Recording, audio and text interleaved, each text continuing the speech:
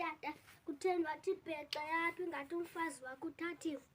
Tata ngubani? Athathwanga qha bendibona ii-pictures apha phaa kulaa fowuni katata uMphela, ii-pictures zabo phaa. Ithini into yakho neKwantu Festival yapha eMboya ingathi awuthengi into ezintle nje?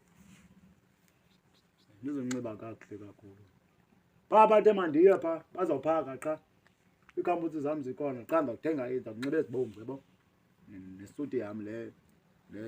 Ngoku kokunxiba iimpahla zesiXhosa phaa ezintle wena usazawunxiba iigambutsi. Yho, ndiyindoda yesiXhosa kaloku, ndiyindoda yesiXhosa wena ningahamba nalo funeka ndibonakale phaa ngeegambusi zam ezibomvu. sisiXhosa okanye uphazamiswa ngulathi. Tsi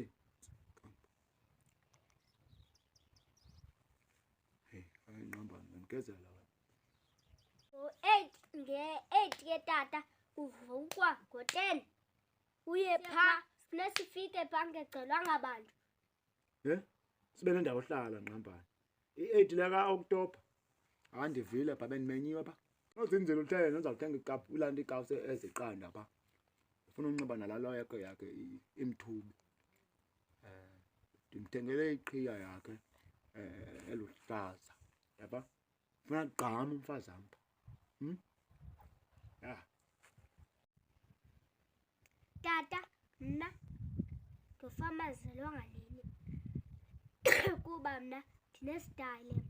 Nina abantu abangekho stylish ngofama ndizalwanga ngabo. So uyakhathazeka ukuba uzalwe ndini? Uyakhathazeka? Umntu otalish intoni? Nto ntalish? Bona isitala? Hayi mani ndilihashi kakade ndidlala esitalini hambani. Stylish, high class, not isitayile samahashi asingendawo kule. Hayi andike ndiyazi.